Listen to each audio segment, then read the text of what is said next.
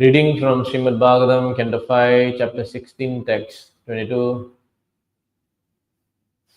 Yastu Mahakadamba Suparsha Nirudhayas Tasya Kotartebhyo Vinishrita Panchayama Parinaha Panchamadudharaha Suparsha Sikirat Patayanto Parenatmananam Labhritam Anumodhayanti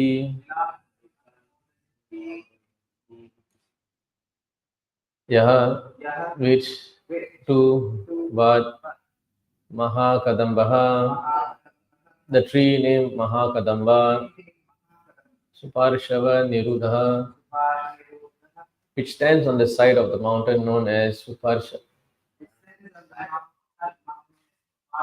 Yaha, which Tasya, of that, Kotarebhyaha, from the hollows, Vinishritaha, flown, Pancha, 5.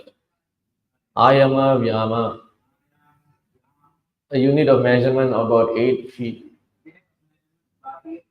Parinaha, whose measurement? Pancha, 5. Madhudhara, flows of a honey. Suparshva Karat, from the top of Suparshva mountain. Patantyaha, flowing down. Aparena, on the western side of Sumeri mountain. Atmanam, of the whole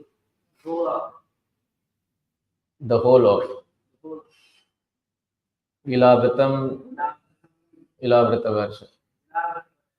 Anumodayanti, make fragrant. Translation and purport by His Divine Grace A.C. Bhakti Vedanta Swami Srila Prabhupada Ki. On the side of Suparshva mountain stands a big tree called Mahakadamba, which is very celebrated. From the hollows of this tree flow 5 rivers of honey, each about 5 yamas wide. This flowing honey falls incessantly from the top of Suparshva mountain and flows around Ilavrita Varsha, beginning from the western side. Thus, the whole land is saturated with pleasing fragrance. Please repeat. On the side of Suparshva mountain stands a big tree called Mahakadamba, which is very celebrated. From the hollows of this tree flow 5 rivers of honey, each about 5 yamas wide. This flowing honey falls incessantly from the top of Suparshava mountain and flows around Ilavrita Varsha, beginning from the western side. Thus, the whole land is saturated with pleasing fragrance.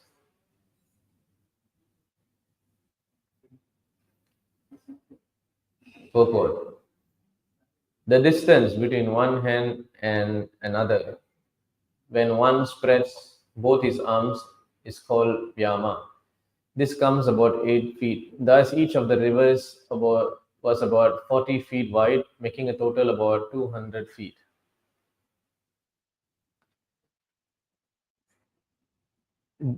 The air carrying the scent from the mouths of those who drink that honey perfumes the land for hundreds yojanas around.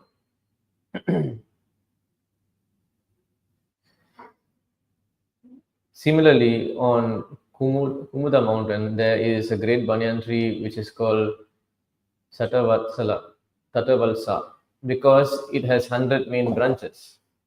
From those branches comes many roots from which many rivers are flowing This river flow down from the top of the mountain to the northern side of Ilavartavarsha for the benefit of those who live there.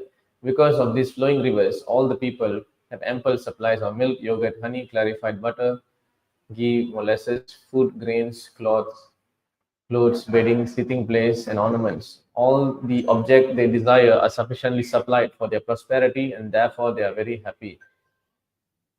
The prosperity of humanity does not depend on demonic civilization that has no culture and no knowledge, but has only gigantic skyscrapers and huge automobiles, always rushing down the highways.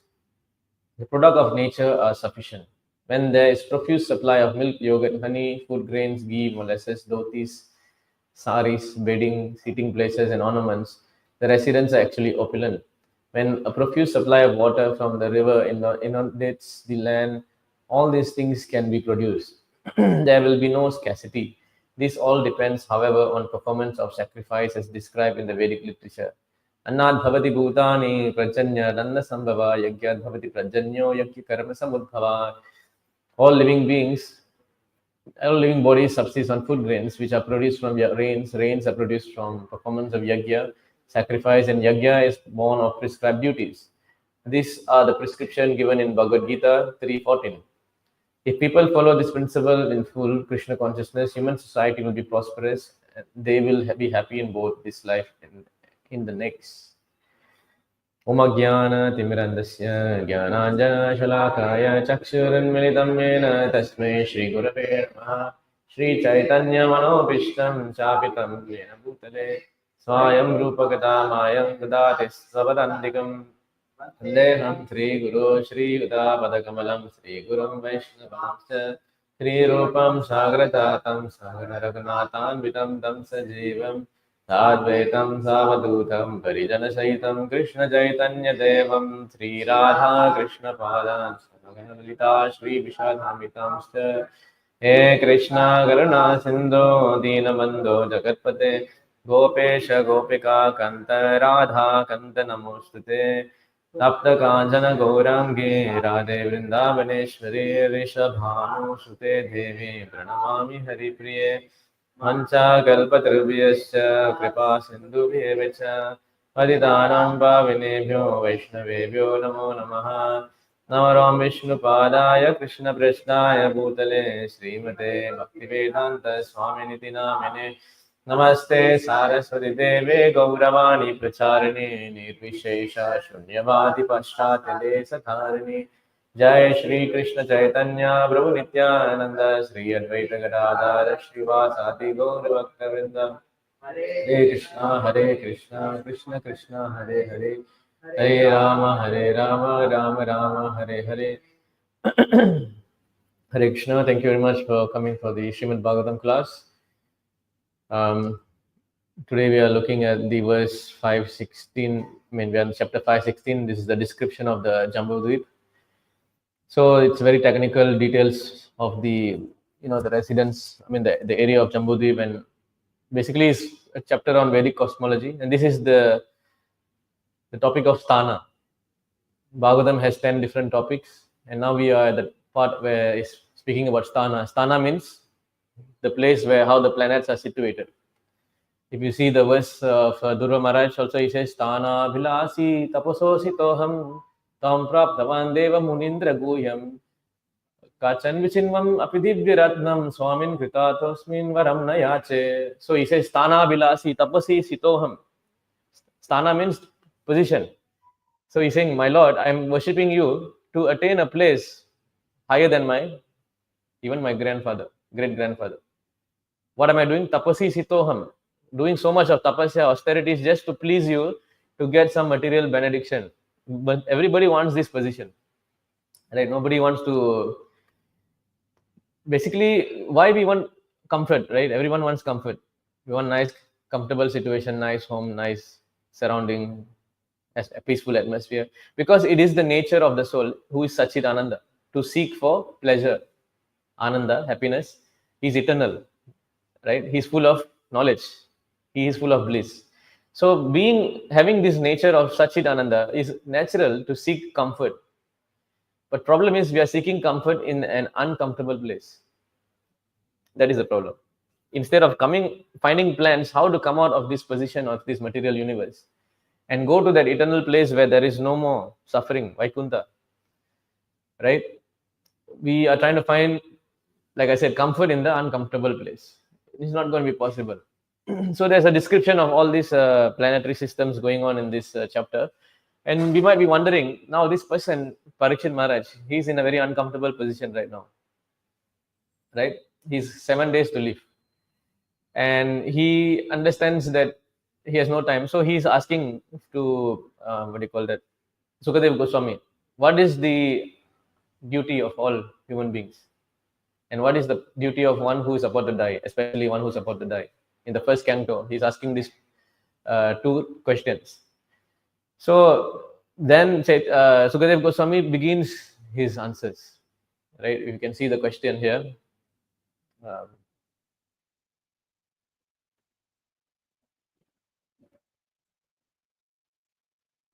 38, right? 33. So he says here, Yesham संस्मरणात् पुंसां साध्या सुद्यन्ति वैग्रहा किं पुनर्दर्शना स्पर्शा आदसचौषणादिभिः. 38, no? Yeah. 38, 39, 37.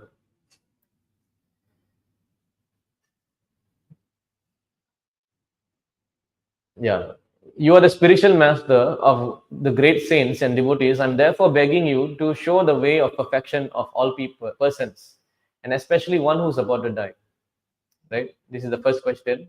And then, yak shotavyam ato japyam yak kartavyam nirbhir prabho smartavyam bhajaniyam va bruhi yat va viparyayam.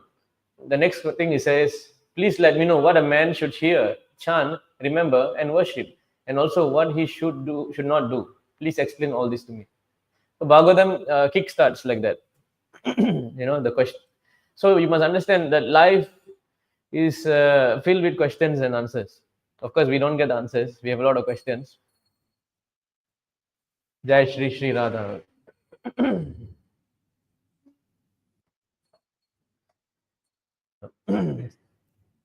So we see that everyone is asking questions, right?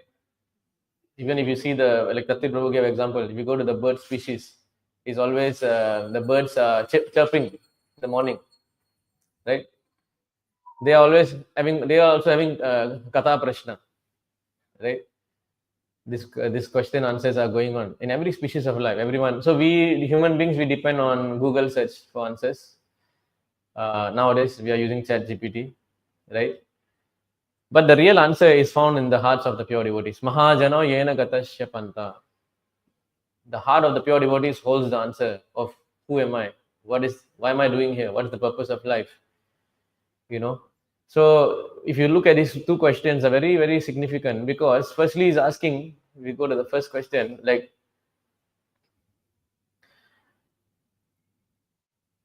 show the way of perfection of all beings. So he wants everyone to understand what is the real duty of our life, what you are meant to do actually. And especially for one who's about to die. Why die? Because death is the final point of your life where everything is gone. So the last moment of your death, how you live your life defines the last moment. What have you done in your life? All the habits that you have formed, the character that you have accumulated. It's going to lead up to the point where what you're going to think at the time of death. And if your life, so at the time of death is very important, because how you think, Krishna says in the Gita, right? Yam yam vapi smaran bhavam tadatyante kalevaram, right? At the time of death, what you think about that, you become next. So the duty at the time of death is very important, most important actually. You may live your life in any other whatever way you want to live. Of course you can't do that, but no matter how you live your life, it will be defined by that final point of death. And at the death, Krishna says, what is that? Antakale chamameva smaran muktva kale. Yeah, he also says in that verse, etavan eva lokes mean 216. Etavan eva lokes mean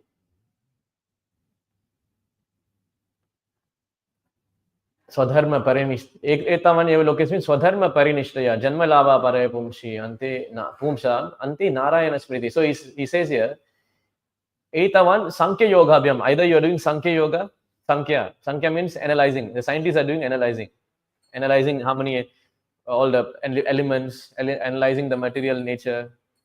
That is Sankhya. Yoga is doing yoga practice, right? Yama, Niyama, Pranayam, Asana, the Ashtanga yoga practice to attain mystic perfection. And then or you're doing Swadharma Parinishtaya, means you're engaging in your occupational duties. When we tell somebody, can you come temple? No, I have no time, I'm working.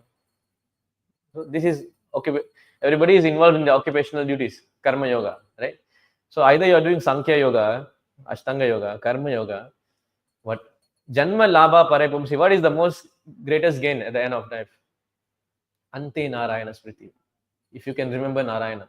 So he says here, Prabhupada's translation, the highest perfection of human life achieved either by complete knowledge of matter and spirit, this is Sankhya, by practice of mystic powers, yoga, or by perfect discharge of occupational duties, karma, is to remember the personality of Godhead at the end of life.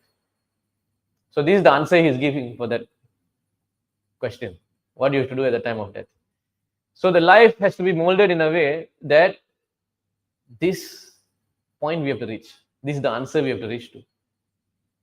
That is how the Bhagavatam actually is guiding us from all the cantos. Atra sarga, visharga, creation, sub-creation, sthana, poshanam. Coming to the point of ashraya, samambhavan, Krishna's lotus face. This is the point of Bhagavatam, to bring us to the Ante Narayana Smriti. So now, why am I talking all this point is, you may be wondering, this person is going to die in another 7 days. How come there's so much time to discuss about the cosmology now? In fact, the 10th canto, when Krishna Leela was spoken by Sukadev Goswami, about the 10th canto is around 3.5 days. The first 2 days, everything was covered.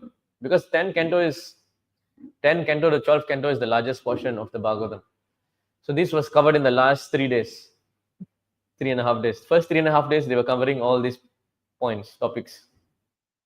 So we may be wondering, how come wasting time talking about universe? What's the point? I want to go back to Vaikuntha. What's the point knowing about the universe here, right? In fact, some devotees, they skip these chapters. They say, this is boring. Why I want to study about what's the point?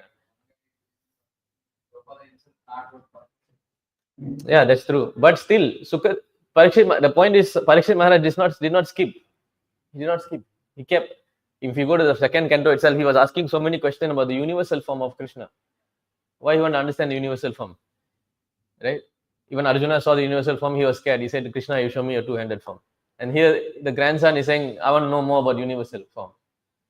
Right? You know why? Because Iharyasya Harir Dasya. You see, you'll go to this verse.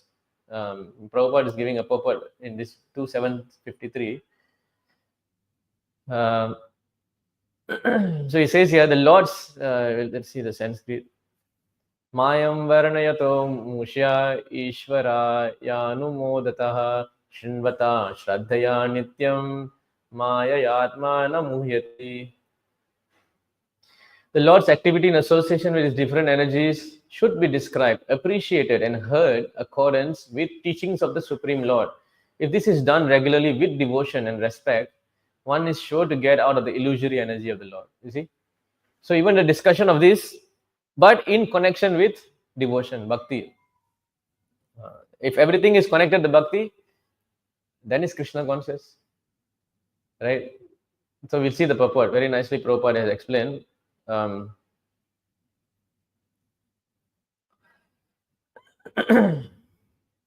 See, he says here, some pseudo devotees think that to hear about the pastimes of the Lord means to hear about his activities with the gopis or his pastimes of lifting Govardhan hill.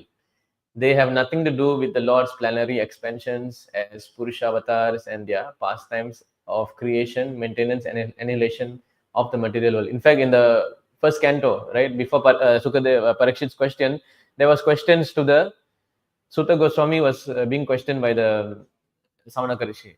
So one of the question was, how can you explain about the avatars, the Purusha avatars, the planetary avatars? All these questions were 6 questions, right? And and this is all further explained in the second canto, right? But in the first canto also the answers are there. But a pure devotee, see, this is the point. The pure devotee knows that there is no difference between the Lord's Rasalila pastimes and his pastimes of creation, maintenance, and destruction of the material world. Rather, the descriptions of such activities of the Lord are as those performed by the Purusha avatars are specifically meant for persons who are in the clutches of external energy. So this is very important for us. We are all trapped by Maya. We are controlled by avidya, right? So we have to understand how this Maya energy works, right? Basically, how this creation was done, right? You know, of course, I can't show you the verses, but I was compiling and reading this recently. There's 2 kinds of Maya. One is Guna Maya, and one is Jiva Maya. You know, of course, there's a purport. Can you find for me the purport? Bu Sri Nila. In CC, there's one purport, Bu Sri Nila. Find for me this word. So what happens is, when the Lord wants to create this material universe, he glances on Maya. That Maya is called Guna Maya. When he glances on her,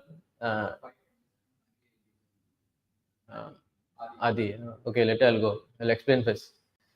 So when he glances onto the Gunamaya, she creates all these universal shells. What we see here, you can see the map there, right? All these various universes created by her, all the layers. That is the first creation that happens. From her comes the 3 modes of material nature. So now the universe has been created. How to populate that universe now? So Garbhodakshai Vishnu goes inside, right? You know, then from his navel comes, after a Brahma comes. And then there is another Maya who enters that universe. She is called Jiva Maya. And that Jiva Maya is that one who controls this entire shell, right? So what is that again? 5? Adi 5. 527. I think it's coming to CB.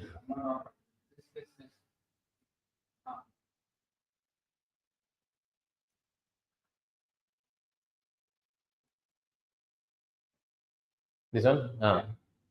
So if you see in this verse, this is the Krishna's own form has only 2 hands, but the form of Lord Narayana, he has 4 hands. Lord Narayana holds conch shell, this club lotus, and he is full of great opulence. The Sri Bhu Nila energies serve his lotus feet. 3 energies. These 3 energies are actually called Jiva Maya. Okay. So if you go to the last part of the purport,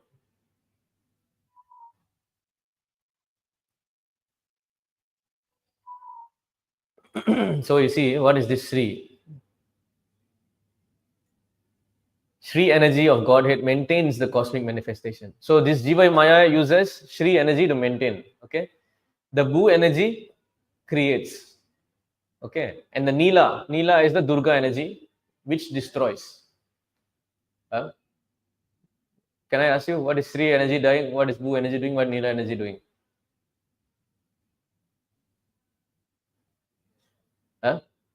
I just explained what is Shri energy doing, what is Bhu energy doing, what Nila energy is doing.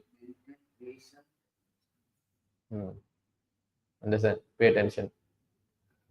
So these 3 energies are controlled by Jiva Maya. And Jiva Maya has 2 potencies, Vidya, Avidya. Understand? Jiva Maya has knowledge, but this is not Paravidya.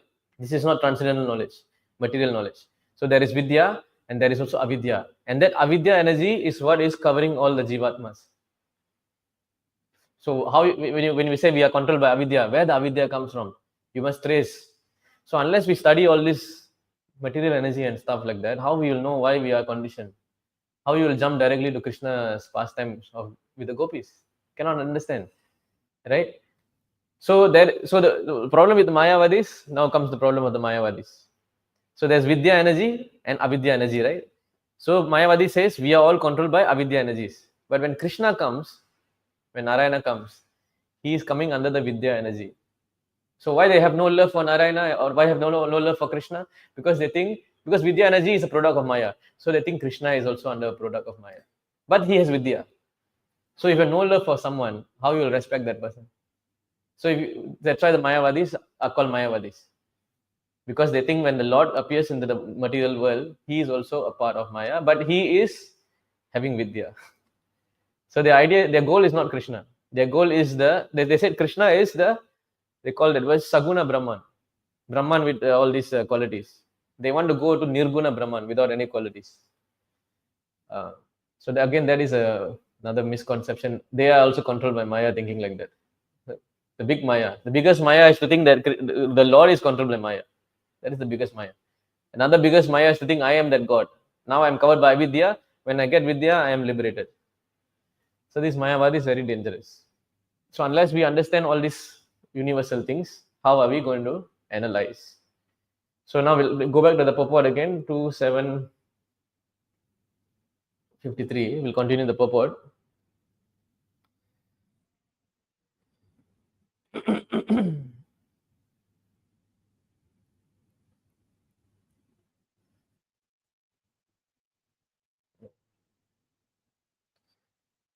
So pure devotees know there's no difference between the Lord's Rasa Leela pastime and his pastimes of creation, maintenance, destruction of the material world. Rather, the description of such activities of the Lord are performed by Purusha Avatar as are specifically meant for persons who are in the clutches of the external energy.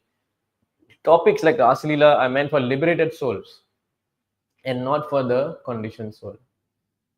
So how we will understand? We have to go through all these stages. Deeply we have to understand. The conditioned soul therefore must hear with appreciation and devotion of the Lord's pastimes in relation with the external energy. That's why he says, right, Maya dakshena prakriti suyate sachara. Right?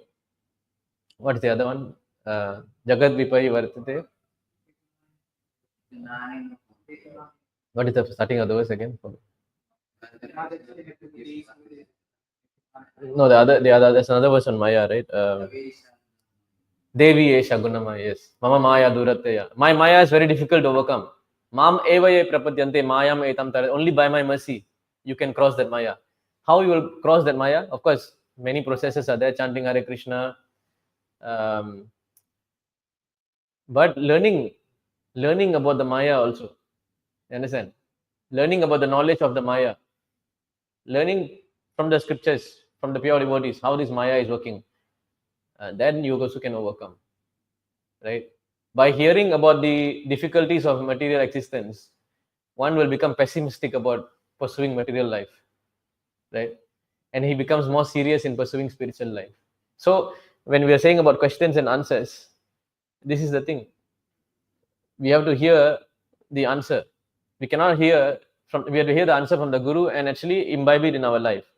We cannot be hearing like Dhritarashtra. How was Dhritarashtra hearing? So many instructions he got throughout his life, but his hearing was like the lightning. When the lightning strikes, it strikes once, very bright, shining. Knowledge is like that. Self-realization is like a lightning. It gives that, the bulb inside. But you should hold that light. If you can't hold that light, you'll become Dhritarashtra. So externally blind, internally blind. After hearing all the instructions of Vidura, he still says, sorry, I can't listen to this. In fact, in Vidura Niti, Prajagra Parva, there's a Parva called Prajagra Parva. When Sanjaya goes as a messenger to the Pandavas and comes back with the message, and Sanjaya tells Dhritarashtra said, what they told. Because, now they came out of the exile, right? So he came to Sanjaya. Sanjaya said, tomorrow I'll tell you. Tonight I can't tell you. I'm tired. Then this Dhritarashtra could not sleep. And in Mahabharata, that portion is called Prajagra. Jagra means to wake up. Prajagra means cannot sleep, cannot wake. Cannot fall asleep.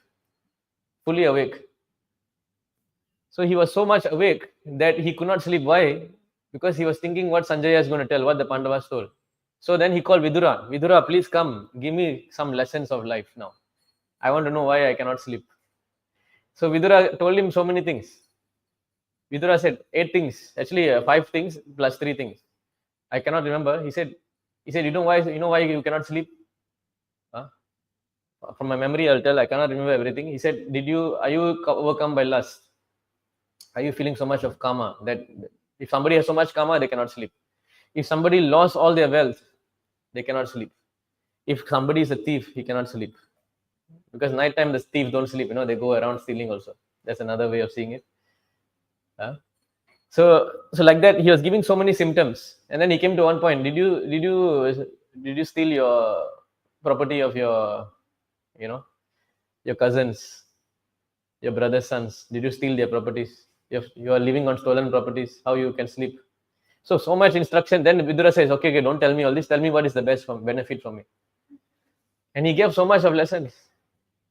This whole thing is called Vidura Niti. You can make one book on the lessons. After hearing the lessons, Dhritarashtra says, I'm sorry, I cannot listen to you. So hearing, basically why I'm telling this, the hearing should be pariprashnena, paranipartena, submissively inquiring and rendering of service. Then only the message will actually go inside. If not, you cannot, whatever you hear will go like I said, the lightning. In fact, if you look at the Mahabharata, very interesting, right? The outcome was settled, but let me explain. Dhritarashtra refused to listen to the instructions of Krishna, right? And the war happened. Everybody says that, right? Remember, listen carefully. Dhritarashtra refused to listen, and the war happened. Correct? Arjuna listened to Krishna, and the war also happened. Both also listened. One listened, one didn't listen, but the outcome was the same. Right? So the outcome is fixed. Krishna already decided what will happen, but you should listen. If you don't listen, of course, if he had listened, outcome would have changed, right? So just see what happened when you don't listen. The whole war happened, right? So now we'll continue reading. So listening to the pastimes is as good as hearing the Rasalila in liberated stage. A conditioned soul should not imitate the activities of liberated souls. Lord Sri Chaitanya never indulged in hearing Rasalila with ordinary men. He only heard with who? Saurabh Damodar, right? Ramananda Rai, Rupa Goswami, right? He was giving instructions to Rupa Goswami. And after hearing the instructions of Rupa Goswami, wrote Bhakti Rasamrita Sindhu, Sanatan Goswami.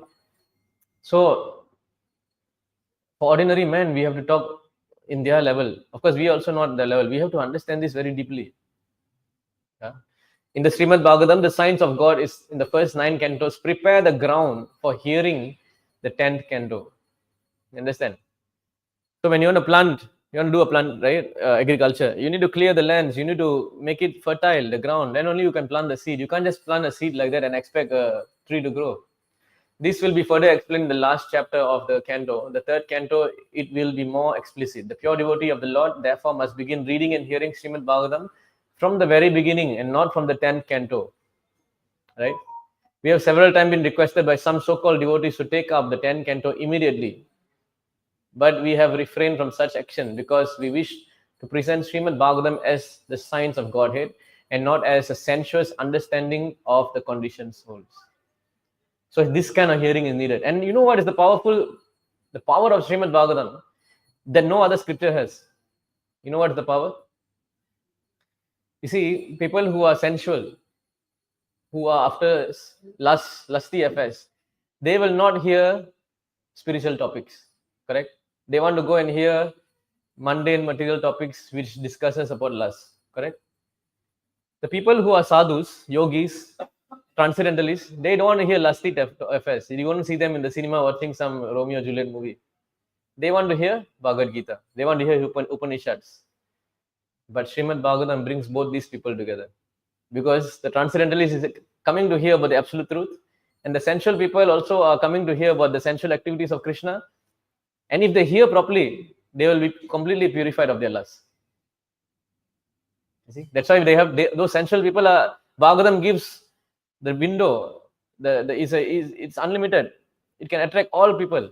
It's not limited to only like Upanishad. Only this Vedanta is very difficult to understand. Upanishads. And if you read Puranas also, it's so many things are happening. But Bhagavatam is everything, the essence. Nigama kalpataror galitam phalam, right? Is the Sukhamukha Amrita is the most nectar essence of the entire Vedic scriptures. This is Bhagavatam. So this is forbidden by such authorities such as Sri Brahmaji. By reading and hearing Srimad Bhagavatam as a scientific presentation, the conditioned souls will gradually be promoted to the highest status of transcendent knowledge and being freed from illusory energy based on sense enjoyment. So this is why we should understand. Of course, there's another verse, the Iha Rasya, Hare Dasya. Anything in relation to Krishna is also Krishna Katha, right? We'll go to that verse. In the same chapter, only 5:16:3.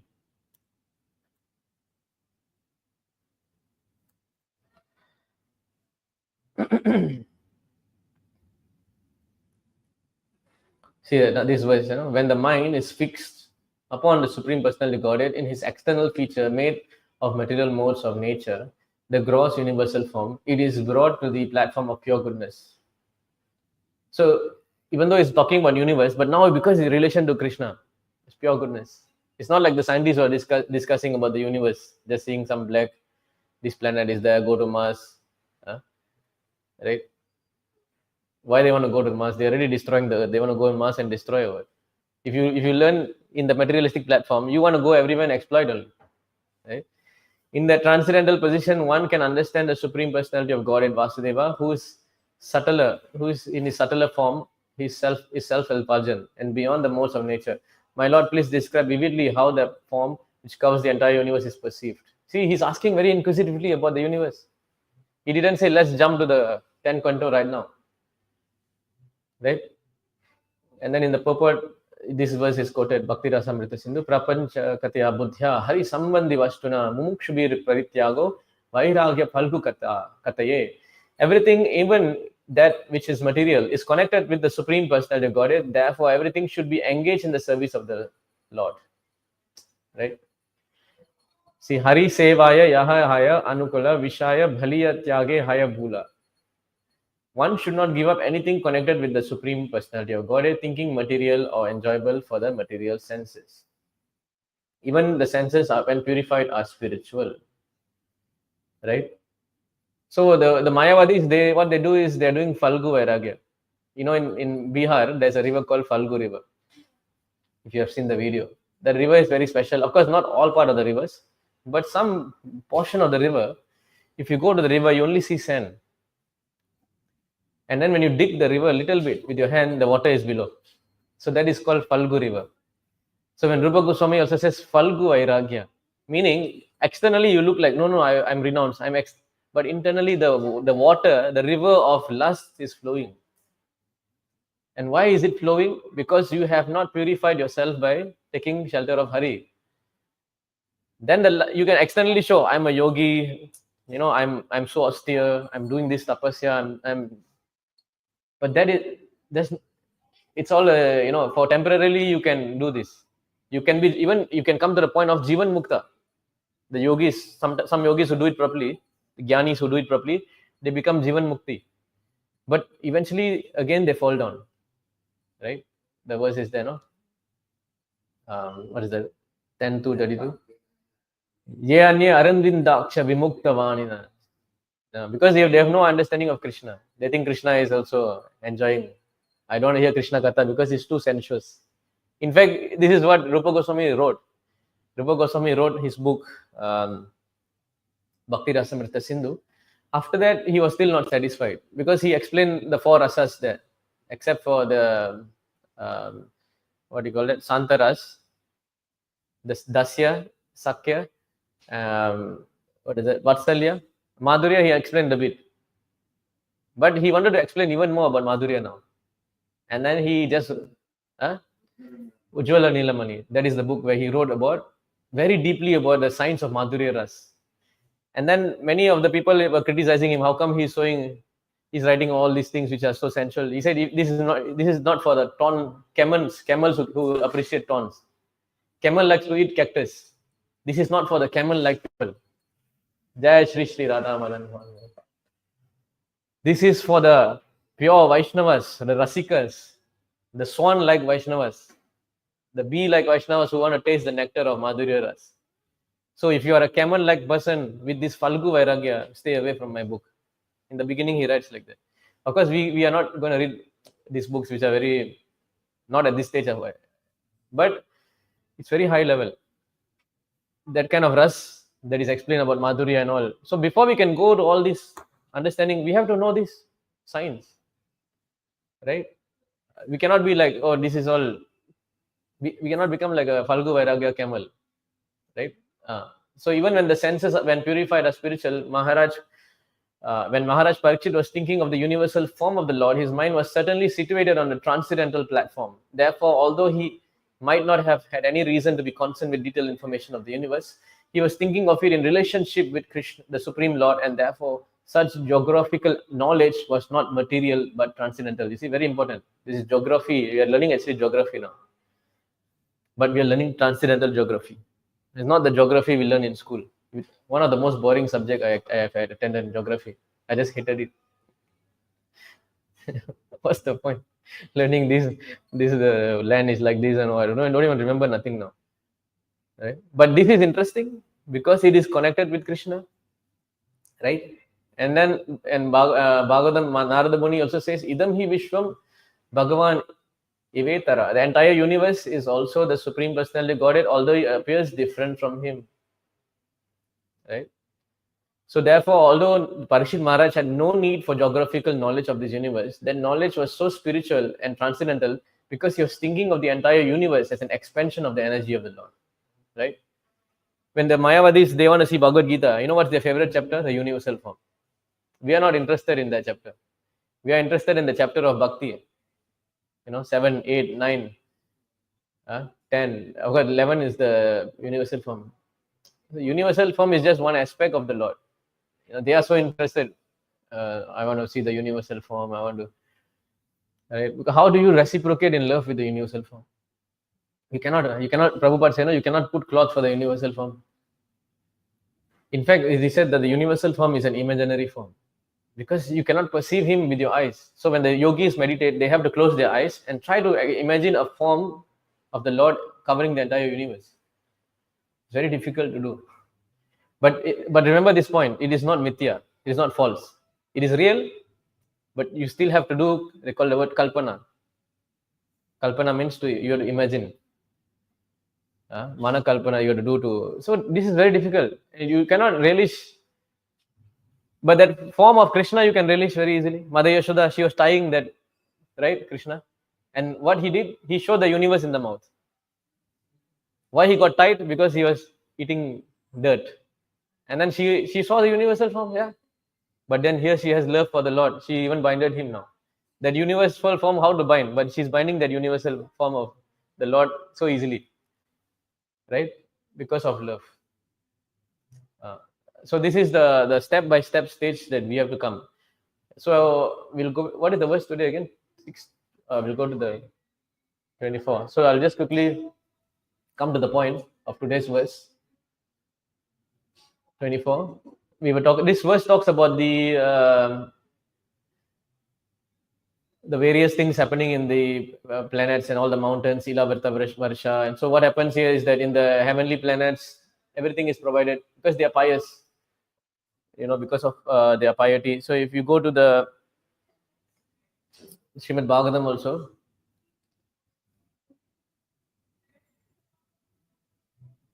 6.151, you see here. Tadetat sodashakalam lingam shaktirtayam mahad date nusham shmitim pumshi harsha shoka vayartitham. The subtle body is endowed with 16 parts, 5 knowledge acquiring senses, 5 working senses, 5 objects of sense gratification, and the mind.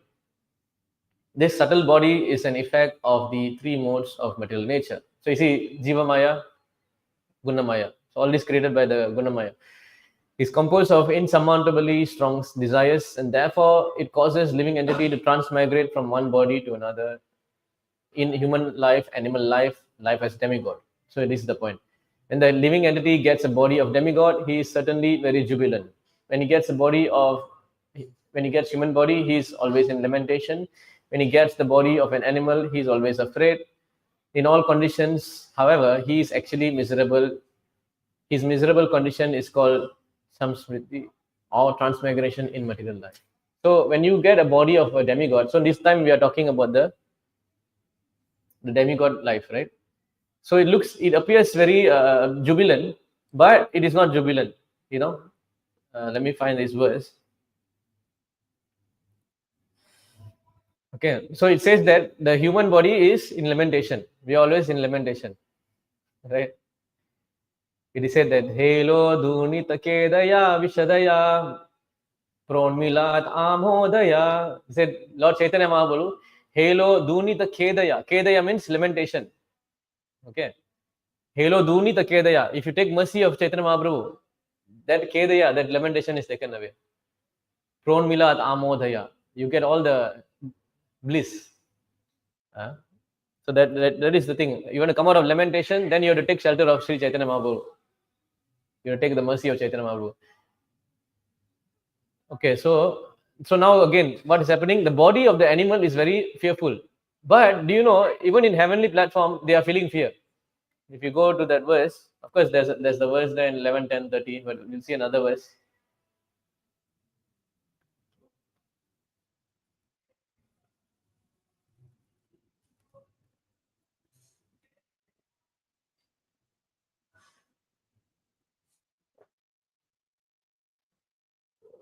So Indra is speaking here. So what is Indra saying? He's speaking to Lord Narasimha. King Indra said, "O Supreme Lord, you are our deliverer and protector. Our shares of sacrifice, which are actually yours, have been recovered by the demon, by you." Who's this demon? Hiranyakashipu. When Hiranyakashipu came, all the demigods, no food, starving. Because all the yagya, so what they do in the Brahma Loka, there's a Nitya yagya going on. See, there's a form of Vishnu, right? There's in the Shirodakshai Vishnu, he's sleeping in the milk ocean. There is another form of Vishnu in Brahmaloka itself. This is mentioned in Brihad Bhagavatamrita. He is called the Sahasra Shir Purusha. He has 1,000 heads. They chant the Rig Veda mantra, Sahasra Shir Shah Purushaha, Sahasraksha, Sahasrapad, right? That form of the Lord is then Brahmaloka. And Nitya Yagya is going on. And rivers of Yagya is going inside his mouth. And then the remnants of the yagya that is distributed to the demigods. So that is how the demigods, they are eating their prasadam, and they are satisfied. And the Lord is satisfied by getting this yagya. Actually, he's not interested in the yagya. He's not interested in eating all this ghee, but he wants them to do service like that. Brahma is overseeing this duty, right? So the Lord is there just to show how important the yagya is. Yagya nartha karmano anyatra lokoyam karma bandhana. If you do not do anything in sacrifice for Lord Vishnu, then you are karma bandhana, right? So all the demigods are getting this yagya, and then when sometimes when the demons come and take over the universe, this yagya process is stopped, and then they don't get their share. In fact, when Bali Maharaj one point of time he conquered the universe, right? Demigods were all replaced. The sun god was not the same Vivaswan. Of course, that time is not Vivaswan. That time was a different person. But it was a demon who was running the sun planet now. It was a demon who was running the moon planet. All the administrative Yamaraj also kicked out. Another demon Yamaraj was doing. So all the demigods, they are in fear when these demons come. So Indra is saying that now the sacrifice which are actually yours have been recovered by the demon by you. So the Lord came to help them, right? Because the demoniac king Hiranyakashipu was most fearsome, our hearts, which are your permanent abode, were all overtaken by him. Our heart is actually the abode of the Lord, right? Sarvasya chaham hridi sannivishto, right? That was the Lord sits in the throne of our heart. Mama mana mandire, the mind of the heart. Bhaktivinoda Thakur is saying, "Come sit in the throne of my heart." Rahani Siddhin, Krishna Murari, O Sri Krishna Murari, right? But when Hiranyakashipu took over the universe, there was so much fear that instead of the Lord sitting in the heart, the fear has taken over. So now we are reading the description of all these heavenly realms. So nice. It's only temporary. When any demon comes, they are so full of fear that they even forget the Lord. Right? So he himself is saying, fear has overtaken. So that's the thing. When there's too much of fear, you will lose your meditation on the Lord, right? Imagine now you're sleeping in the room, right? Imagine you're sleeping on the floor, closing your eyes. You woke up a little bit. Suddenly you saw a snake coming inside, right? Imagine you're in the farm. You saw the snake coming inside, cobra. And then you saw him hiding behind the cupboard now. Will you go back to sleep peacefully? Is it possible? That every second from the time you saw the snake until that snake is rem- removed, you will not, you cannot sleep also. Your eyes will close, you'll see the snake. You'll see it. You know who was like that? Kamsa. But that snake is Krishna. That is the benefit. If that person is Krishna, fine. Then you're liberated. Kamsa was so much of fearing Krishna. But here you see demigods fearing Hiranyakashipu forgot Krishna. Kamsa was doing, I mean, he's knowing, of course, his bhakti was not favorable. It's not Anukulasya Sankalpa, it's pratikul, unfavorable bhakti he was doing. But he got liberated by that fear. Because every moment he could not forget Krishna, just like how when we are in the farm, we are sleeping, we're seeing the snake, and you can't sleep. Right? So he in that thought, in fact, that so much of fear, people sometimes, so much of fear, even before the incident happens, you get heart attack and you die. Like that. That's how powerful the fear is. The fear is very powerful and gripping. And the same person who had a fear was Devaki. But she used that fear to remember Krishna. In that fear, she was using her fear to get closer to Krishna. Her bhakti was improving it. Because so she was in the fearful condition, now it's in the jail, she and her husband. Kamsa will come any moment and take the child and kill. But she always remembered that form of, she was always meditating on the Lord. So devotee should be like that. We should use that fear and motivate our heart. So Hiranyakashipu, most fearsome, our heart, which was your permanent abode, was all overtaken by him. Now, by your presence, the gloom and darkness in our hearts has been dissipated. O Lord, for those who always engage in your service, which is more exalted than liberation, all material opulence is insignificant. They do not even care for liberation, not to speak of kama, artha, dharma. So this is a prayer of who is this? Indra. So this, when we're reading all this description of heaven, it looks nice. They don't have body odor. Their leg is not touching the ground. Their eyes does not blink. We wake up, only the eyes will be full of all this dirt. Yeah? In fact, all our deodorant is filled with fragrance. There's a chemical called fragrance. If you're putting this chemical, you're spoiling your body. All toxic is there. so how much higher level, but still their life is difficult.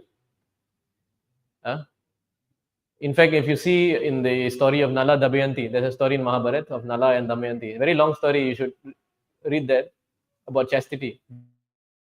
How this Damayanti, one of the most ideal chaste woman. So she was supposed to marry, she fell in love with Nala.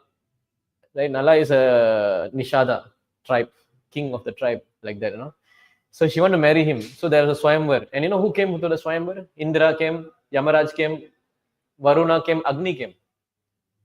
But she has given a heart to Nala, who's a normal human being. And even though the demigods are so handsome, so beautiful, right? No perspiration, so much power, opulence, she don't want to marry them. So, then the messenger came and told, the demigod sent Nala as a messenger to her. Tell her that we want to choose one of us. Because Nala was coming to Swayamvar, but then they came on the way. And then he said, he played the demigods and he said, can I serve you? Demigod said, be our messenger now. He said, no, I also want to be her husband. No? He said, no, you already promised, you do your job. So he went as a messenger. She said, I have given my heart to you. He said, I also have, but now I'm a messenger. They want to marry you. You tell what to do. You know what she said? She said, I will marry Indra. Right? How I'll marry Indra? If I get a lightning strike and die. That's how I'll marry him. How I'll marry Yamaraj? I won't wear the Mangal Sutra. I will wear the noose of his death and die. How I will, die, marry Agni? I'll just burn in the fire. Like that, she was telling. And Varuna, I think she'll drown in the water. So that kind of demigods, she was not interested. right?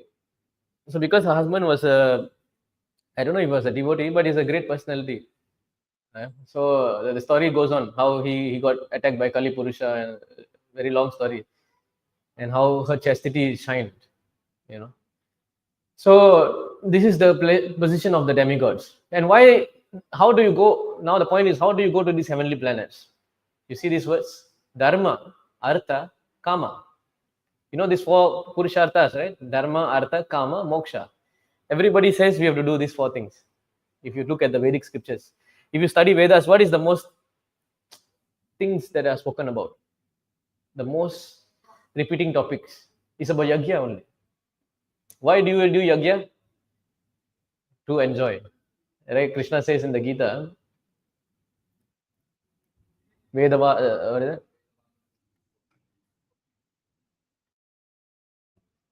242 Bhagavad Gita, it says here, Nyamimam pushpitam vacham pravad pravadyanti avipashtita vedavadarata aparta nanyatasti bhadinaha kamatmanam swargapara janma karma palam pradam kriya vishesha bahulam bhogeshwarya gatim pratim. It says that men of small knowledge are very much attached to the flowery words of the Vedas, which recommends various fruitive activities. This dharma, right? Dharma for the elevation of heavenly planets, result in good birth, power, and so forth. Being desirous of sense gratification, opulent life, they say there's nothing more than this. So they want to do dharma, artha, kama, moksha. In fact, Chanakya Pandit also says uh, dharma leads to artha. When you do dharma, a lot of dharma, then you get money. And that artha you have to use to do dharma. Basically, it's all transactional. And you use that artha also to do kama, sense gratification. Right? Everything that we see in the scriptures, Vedas, Puranas, very transactional. And do you think these transactional activities will satisfy your heart? Why not? Why it cannot satisfy you? Huh? Yeah, but why transactional activities cannot satisfy you?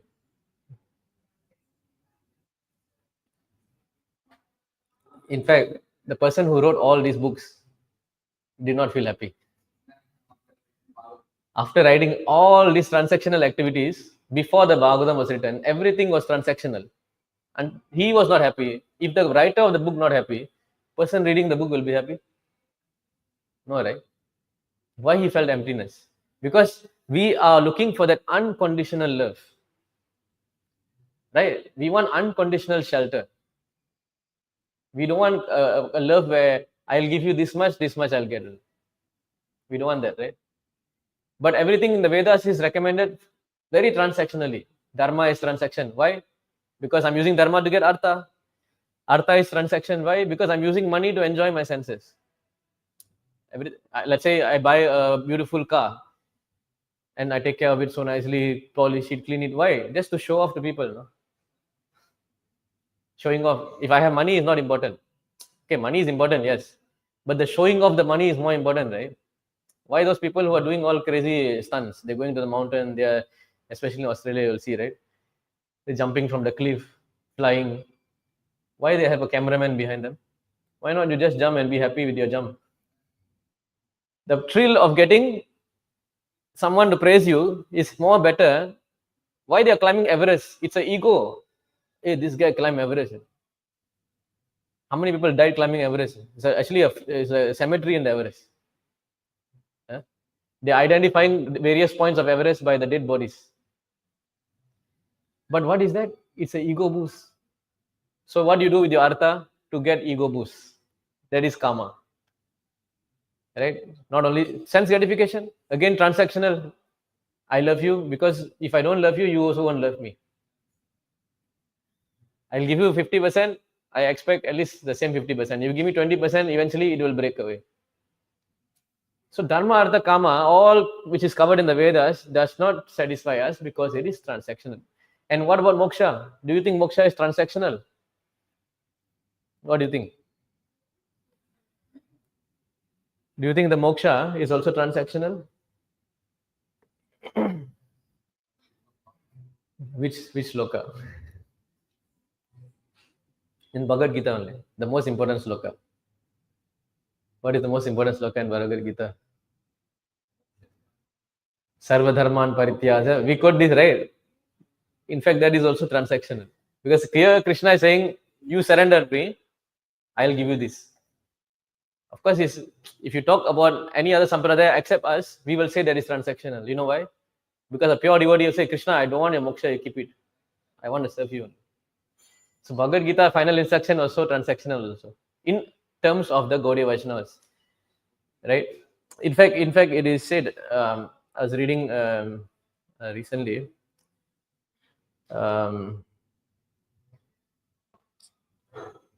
There is three things, right? This is also in the Ujjvala Neelamani. There's three things called Sadharana Rati. Sadharana Rati. You take note of this. Samjasa, Samanjasa Rati and Samartha Rati. Three things. Sadharana Rati, of course, this transaction also happens in spiritual world also. Sadharana Rati means I have attraction to Krishna, but my attraction to Krishna is to use him for my purpose. So example was given of Kubja. Kubja wanted to enjoy with Krishna, right? Krishna cured her. She became a hunchback. She was nicely. He said, "Krishna, come. I want to enjoy now." So she had a mood of, okay, I'm a devotee of Krishna. I want to serve Krishna, but Krishna is also for my pleasure, right? And then you have this Samanjasa Rati. That is the queens of Dwaraka. They will serve Krishna. They want to serve 100% fully, but they also expect Krishna to be there. They want Krishna to also have equal share of the pleasure exchange. And then you have Samartharati. That is gopis. I have 0% also in my mind. Krishna should get 100%. This is Gaudiya Vaishnava. This is the mood of Chaitanya Mahaprabhu. So that is why it is said that the verse, Prema, the fifth and we go to this verse, CC.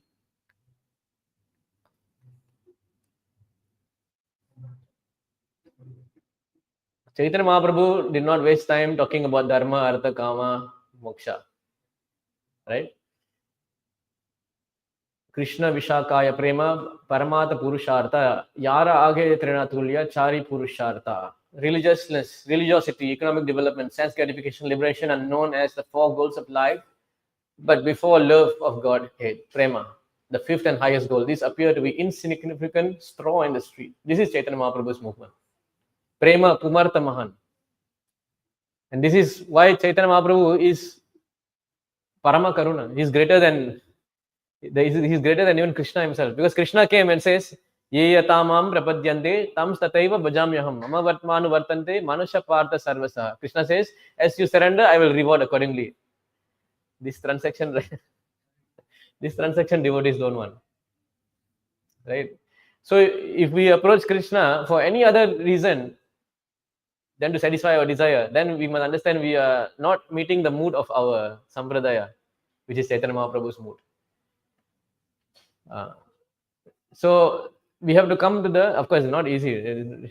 Firstly, we have to come to satisfying Prabhupada's desire. Go get, please Prabhupada. Then eventually we will develop that, the Rati, the attraction. We'll get the Samartha Rati. So we go to the next verse also. For a devotee who has actually developed bhava, right, the pleasure derived from dharma, artha, kama, moksha appears like a drop in the presence of the sea. Right? Yes. Panchama Purushartha. Premananda Mrita Sindhu. Mokshadi Ananda Yare. Nahe Eka Bindhu. It's like a drop. All these goals of liberation and worshipping Krishna, because I've surrendered this much, he'll give me this much. All this is just drop. So the highest platform of love is what Chaitanya Mahaprabhu is taught. And we'll conclude this with one verse from the Chaitanya Charitamrita. Recently, this verse was also shared by Vishwambar Prabhu.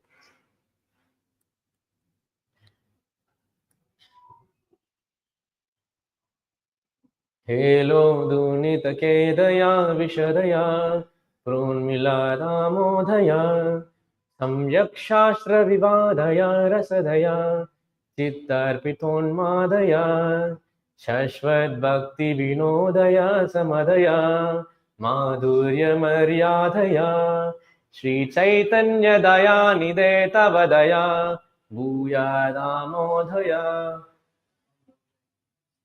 O ocean of mercy, Sri Krishna, Sri Chaitanya Mahaprabhu, let there be an awakening of your auspicious mercy, which easily drives away all kinds of material lamentation by making everything pure and blissful. Helo Dunita Kedaya, we're talking about this. All the Kedaya is gone, right? Indeed, your mercy awakens transcendental bliss and covers all material pleasures, right?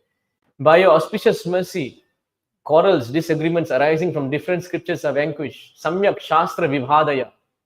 Because there's some people who says God is Brahman, no qualities, Advaita. Some people says no, there's Dvaita too, right? Always disagreement. I'm Jivatma, Krishna is Paramatma. I meant to be his service. That is Dvaita philosophy. Advaita says we are all one with God, right? Chaitanya Mahaprabhu came and Samyak Shastra, this both Vivada is Achinta Beda Beda Tattva, one and different. You're one but also different, right? So he made the union between both, right? Of course, Advaita is not right. The wrong person he also defeated. So by auspicious mercy, quarrels, disagreements arising from different scriptures are vanquished. Auspicious mercy pours forth transcendental mellows and thus causes the heart to jubilate. Yeah? Chittarpiton madaya. Your heart, you want happiness in your heart, right? This is how. Your mercy, which is full of joy, always stimulates devotional service and glorifies Madhurya Maryadaya, glorifies conjugal love of God. So this is what? Prema Pumartha Mahan, which rejects Dharma, Artha, Kama, Moksha, all these transactions. May the transcendental bliss be awakened within my heart by your causeless mercy. So if we want to not, so we are learning now about the universe, but we must also learn with the view that we don't want to go there and have a good time there. We want to we want to beg for the daya, the mercy of Chaitanya Mahaprabhu. Then we can come out of this samsara. Okay, so we'll stop here then. Any questions?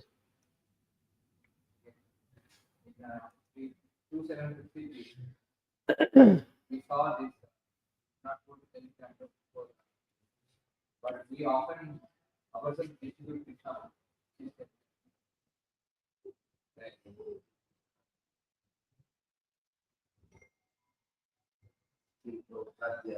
Before writing even He wanted to finish. and his explanation in Krishna book is not like a super book. Yes. We made it very so clear. I made it for the Prabhupada wanted to do that. Of course, he wanted us.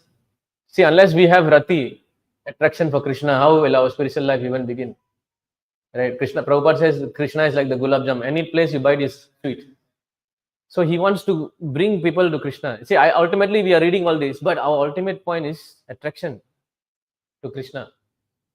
Understand? So Prabhupada actually, like Prabhu was saying, Prabhupada, the question was asked why Prabhupada is giving 10 Krishna book, because he wants us to go step by step. But I guess he wanted the world to relish the pastimes of the Lord. Actually we all read Krishna book, then only we started Bhagavatam, right? We didn't start Bhagavatam immediately. We wouldn't even know what is Bhagavatam without Krishna book. Yeah, I mean, he explained most of the important things very nicely. Even when I first time read Sri Krishna book, that time I was still in 2011, very new. When I went to the Rasalila chapter, I was feeling a bit disturbed, like whether is this I'm going to mistaken it. But the way Prabhupada write, I couldn't mistaken it. It was so nicely explained. Like actually, no, these are all. It's not sensual.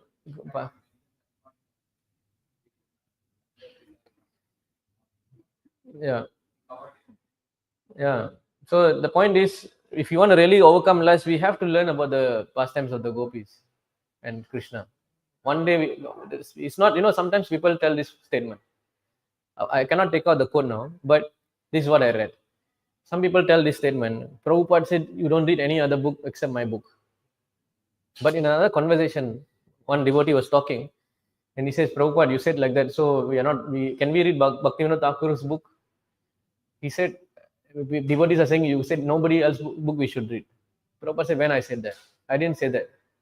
He said, you can read provided there's maturity. First finish my books.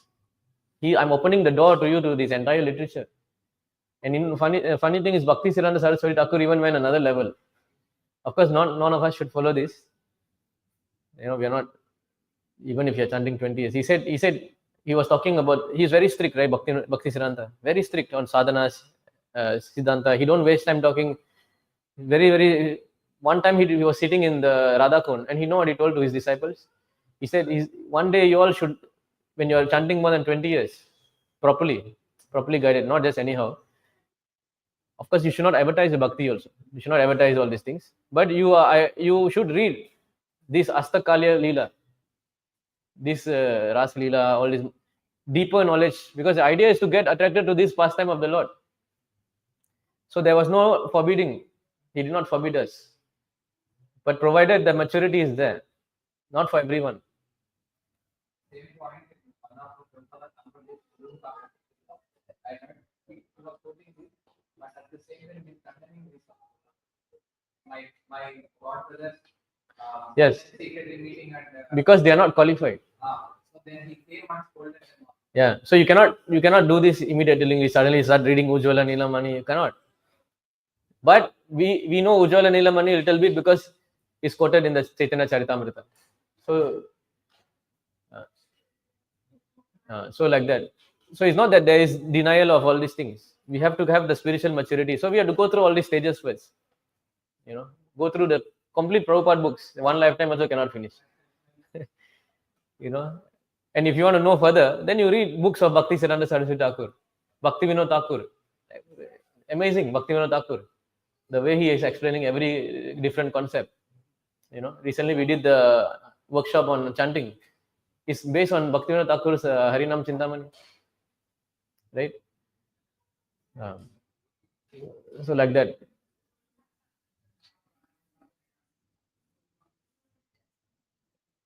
Yes. That is very difficult. You know why? It's 18th century English. I studied that. So I use ChatGPT. I use ChatGPT to translate, to simplify the words. Yeah. They were not affected in some leaders. Yeah. Yeah. So see, let me give you an example. There's one conversation, Bhakti Siddhanta Saraswati Thakur.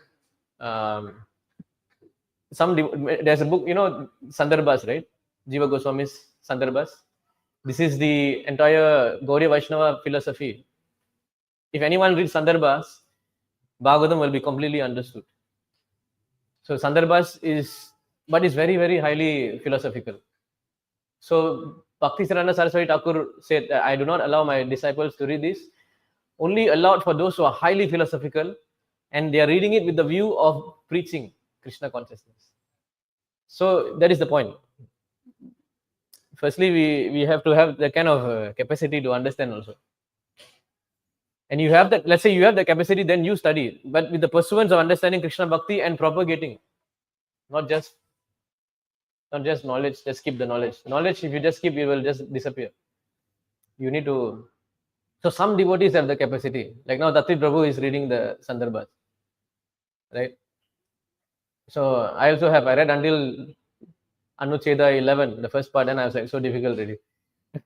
I can't understand this. But yeah, I want to understand further. So because many books like that. But let's make the base of everything Prabhupada's funny. Yeah. Okay, so any other question? Online? Nothing there. Okay. Yeah. Jai Shri Radha. 99